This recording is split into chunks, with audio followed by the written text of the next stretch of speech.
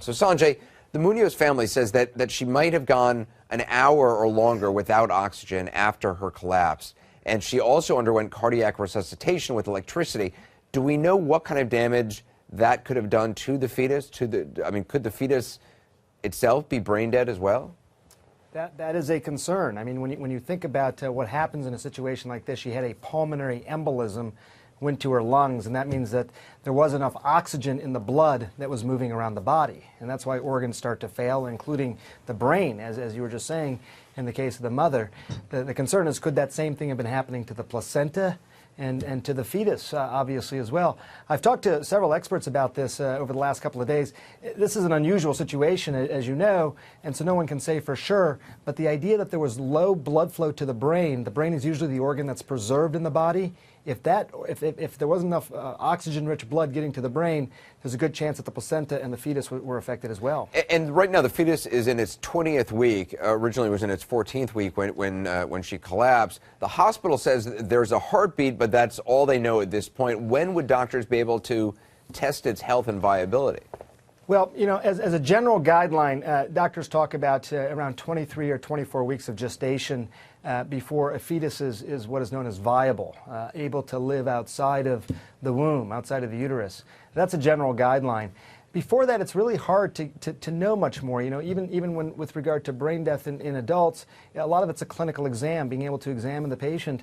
With the case of this fetus, you know, you could do some scans, ultrasounds. If the brain, in fact, had a period of time without blood flow, that you may be seeing signs on those imaging that the brain's not developing properly. But beyond that, it's very hard to say for sure that, in fact, you know, what has happened to the brain or not happened to the brain. Okay, now let's turn to Sonny and Mark. From a legal standpoint, does any of this matter? Sonny, in your opinion, you believe she should be kept on a ventilation if there's a chance that the baby is alive and can be born? I do believe that. I think the law provides for that, Anderson. And I also think that, you know, we keep on hearing that her wishes are clear. I don't believe that. I can't imagine. I believe that they did have sort of this end-of-life directive discussion. I've had that with my husband, who's a doctor. I can't imagine. Right, her husband says she never wanted to be on a ventilator. Right, but I can't imagine they discussed being on a ventilator while she was pregnant. We know that this was a wanted pregnancy. She was already 14 weeks into her pregnancy. She is a mother. Again, I can't imagine that given those sets of circumstances, they had that discussion. And I do want to say this. Mark Garagos was earlier making fun of me because I have my legal pad in front of me. I try to be as prepared as possible. On here with notes? I try to be prepared as possible. This is not the first time that this has happened. Since 1982, 30 cases worldwide of women that are brain dead have given birth to oftentimes, healthy children. We have in July of 2013, a woman in Hungary gave birth to a 27-week-old healthy baby, and she was kept alive. She was kept alive for almost 2.5 months. I hear your point. Does it matter whether the fetus is alive or not, in your opinion? No, it doesn't. Obviously, this is a law that was designed by proxy to deal with the abortion issue in Texas. I mean, that's what it is. So all they're trying to do here in Texas in this hospital is they're misreading the law, number one. They're trying to get the fetus to a period of time or a point at which there's going to be an issue. These lawyers, obviously, I think, the lawyers for the family. How are they misreading the law? Because you're saying the law is written for, you're saying they're misreading the law, that the law is written for people in a persistent vegetative state or a coma, not people who are brain dead. Right. There is in every state of the union, this woman is considered dead. She's brain dead. That's the definition of death.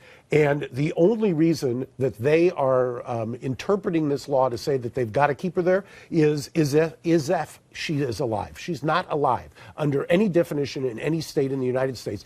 Because of the abortion controversy, that's the only reason this thing is being played out. The sooner the lawyers get into court, the better, because they don't want to get into a situation where this is going to become a abortion issue even more so than it is. You know, it's really interesting that you're sort of tossing out abortion and the term abortion, because this, and that's really a red herring here, Anderson. No, it has isn't. nothing to do with abortion. We know that this was a wanted pregnancy. She was abortion. 14 weeks pregnant. There was never any discussion of abortion. Let me and tell so you to sort of something. inject that in Let me here tell you really something. is intellectually dishonest. But you don't believe this law was written in response to an attempt to kind of put limits on abortion in the state of Texas?